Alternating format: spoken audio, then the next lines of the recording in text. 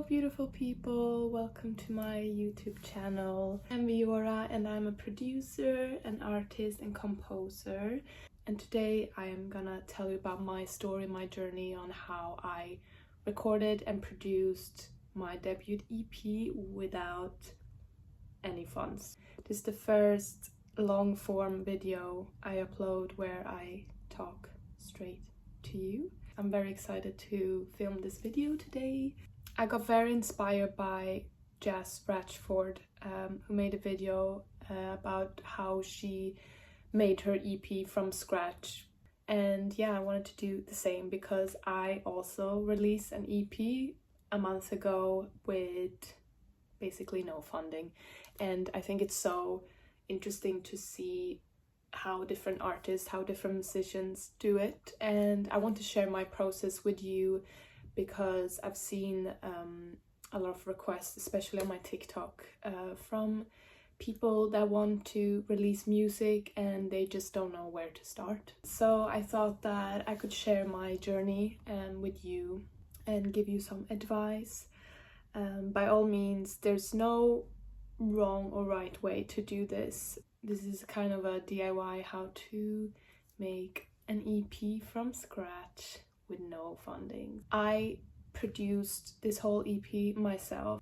Maybe in 2020 was when I took production more serious and I started to release music that I produced myself. If you're doing everything completely by yourself, including production and mixing, the first way to start is to get a DAW, which stands for Digital Audio Workstation, which is the program of where you produce and record your music.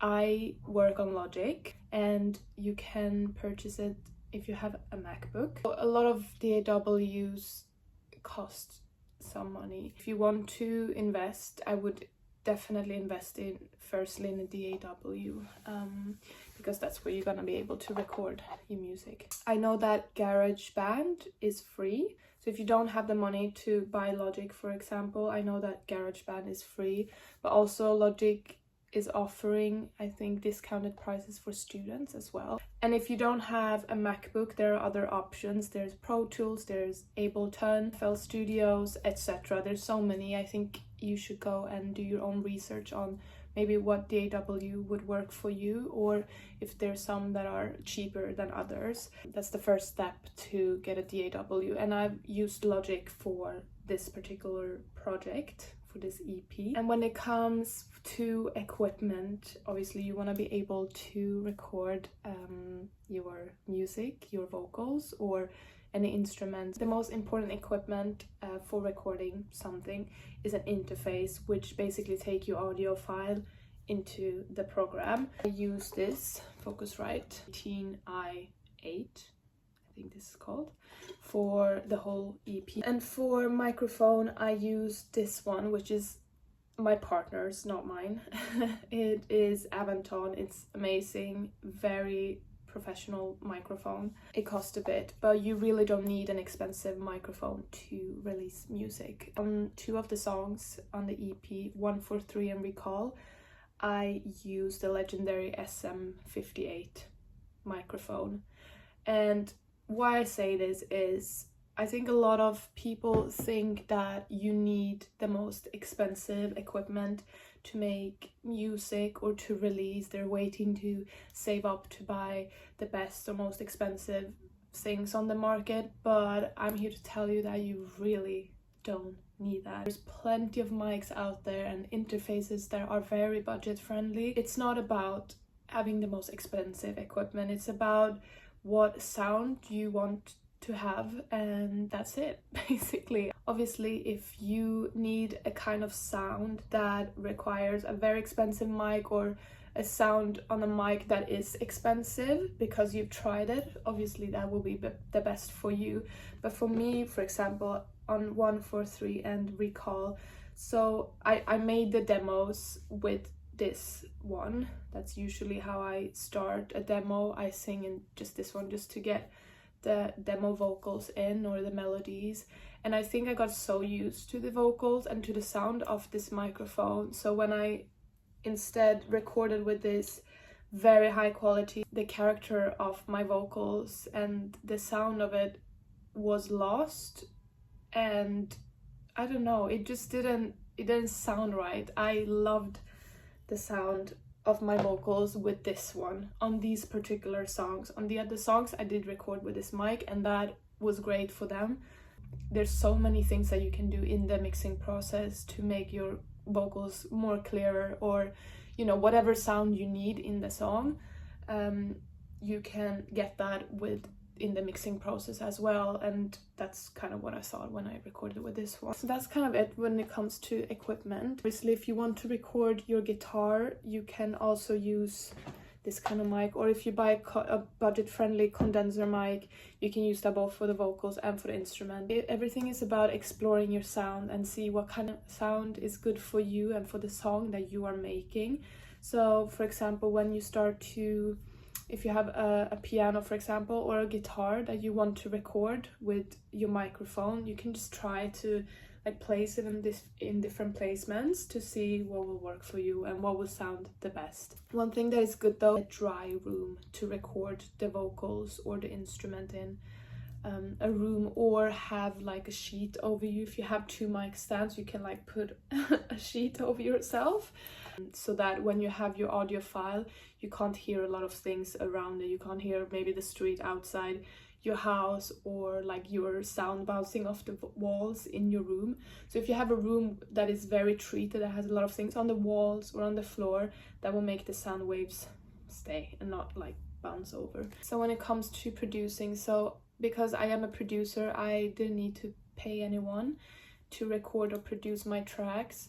And obviously it depends on fully what your genre is and what you want in your production. I do like ambient electronic folk pop. I need quite a lot of production, not always, but I had a lot of production work on my songs. But you know, some people maybe just need vocals and a piano or a guitar, just like mixing a little bit with these two, and that's great. And some people maybe want more production works. My advice is to find a friend that is a producer that can maybe help you out. Maybe you can do like a collaboration with someone that is just starting out producing, or find a friend that would give you a friend price, or just kind of follow YouTube and learn to do it yourself. That's how I did it, and that's why I kind of started production. Firstly, because I felt like nobody fully understood my sound. I didn't really understand it either. I had it all in my head and I did not know how to communicate it. And that's why I wanted to learn production, because I wanted this language. I wanted to be able to communicate what's here and put it down on the computer.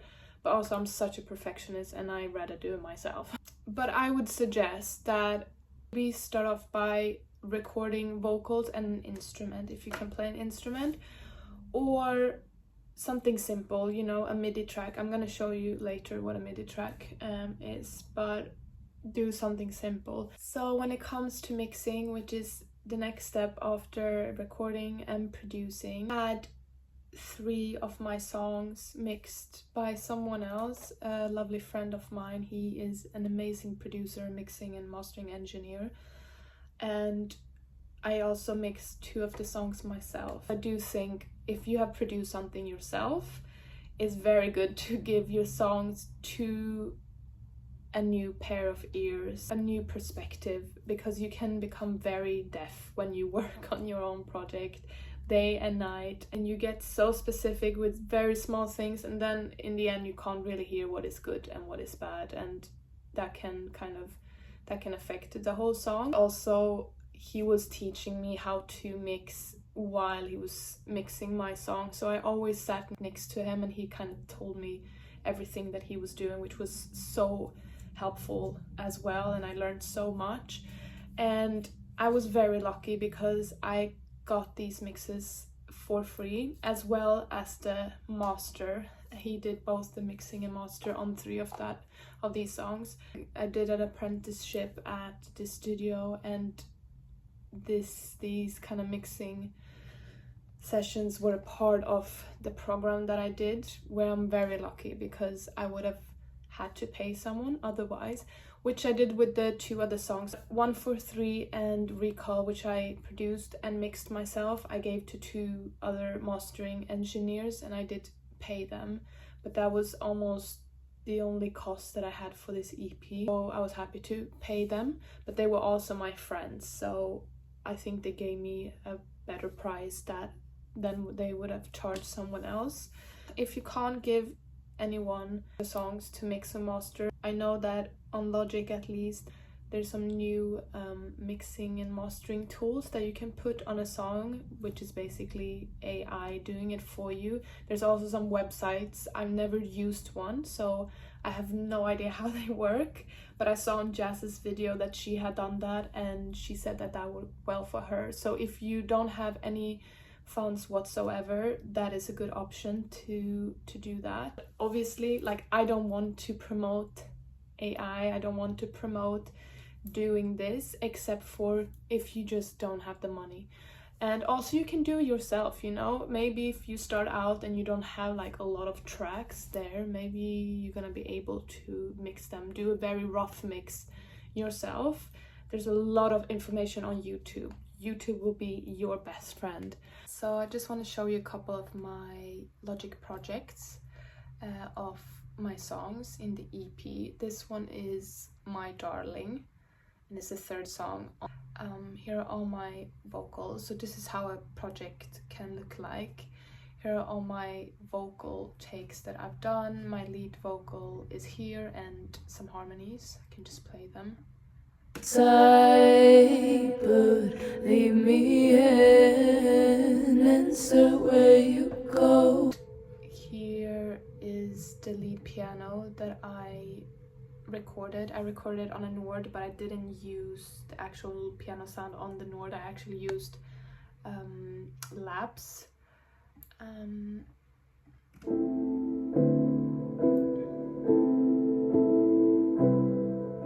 then some synths.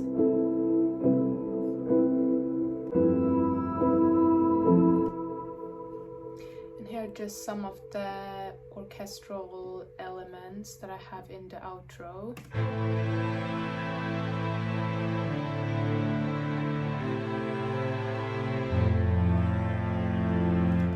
This one is not mixed. My mixing engineer did an amazing job to make the viola sound real. And then I just have the guitars that I recorded. My friend recorded them.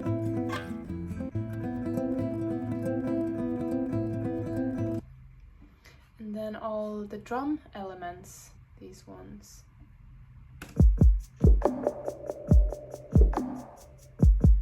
So actually a fun fact, some of these percussion elements is actually recorded from when I took my hands up from the Nord.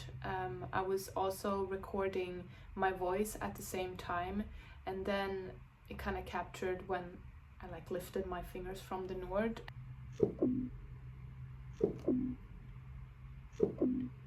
Yeah, so that's how you can be creative with your sound and your audio that you're using. So this one is 143, which is the first one that I mixed as well. And for this project I actually have all the percussion elements and the drums first, and then the bass, and then the synths, and all the textures and the vocals are in the end here. This is the synth that I used.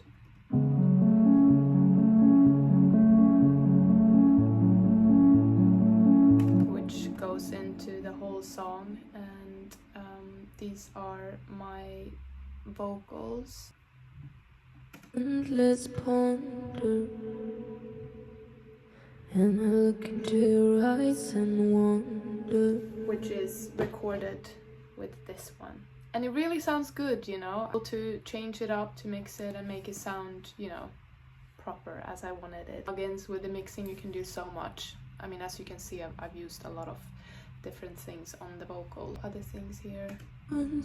Gently further than they did before. And then all of the layerings with the harmonies. Oops. Quiet when the party's over, crying on another's shoulder, feels like I am. Percussion comes in later on. I have this subby bass.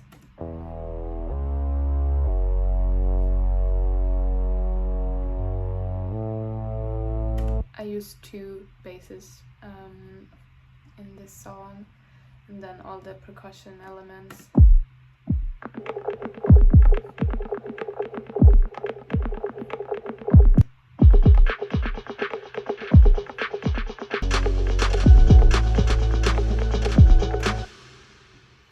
Yeah, and a bunch of textural synths, as you can see here.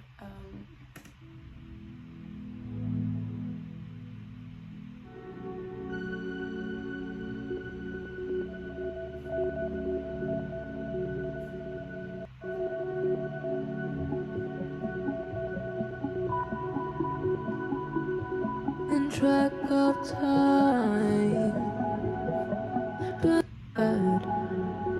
quiet when the party's over, crying on another's shoulder, feels like I am losing track of time.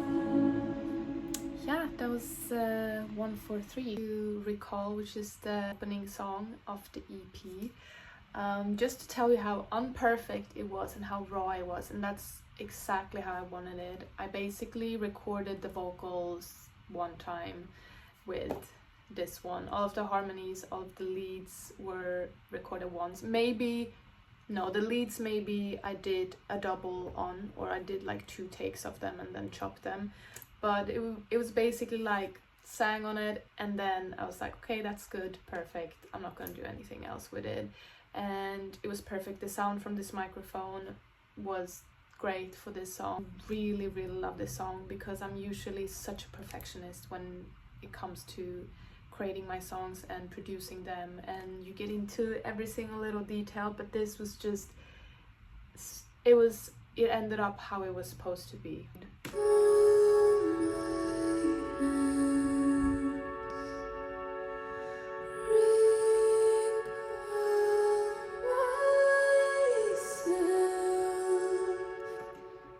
And the main synth is literally like a whole chord and then one note throughout the whole song.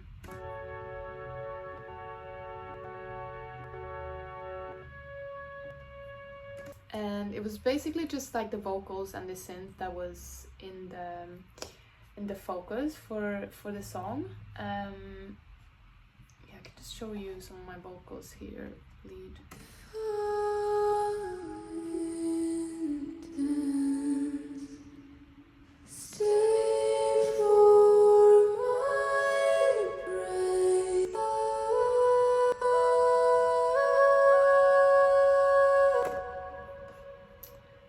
And then the harmonies over here.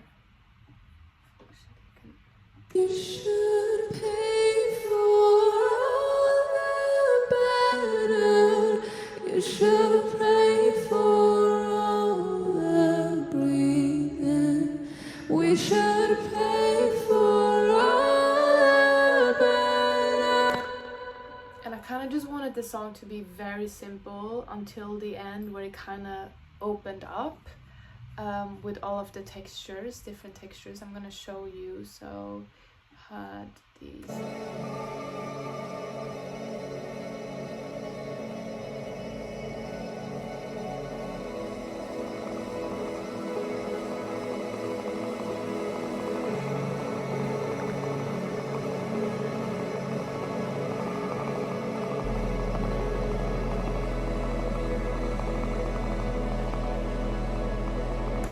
That was kind of it. This song doesn't have so much to it really. This is how it sounds like altogether. We should pray for only coming. We should pray for all. This is Fire, which is the second to last song of the EP. I'm very happy that someone else mixed it, because this one would have been a hard one to mix by myself. like the other projects, I usually have the vocals here first, and then all the synths, so piano or yeah, and then guitars, and then I say the bass and the drums down here. So obviously the song just starts with a guitar.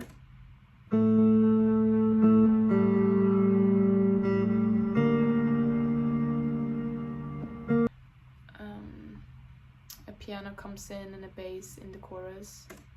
We light up or on fire, see the sunrise above, 'cause we want time for our stories before putting them on a wall. I also had some orchestral elements, some cellos and violas.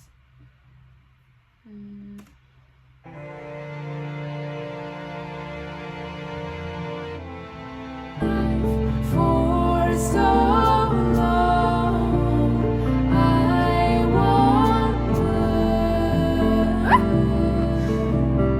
We light up on fire, see. Yeah, and then the drums. I'm really happy with the drums in this one. I usually have a hard time with drums, but on this song, I really nailed it.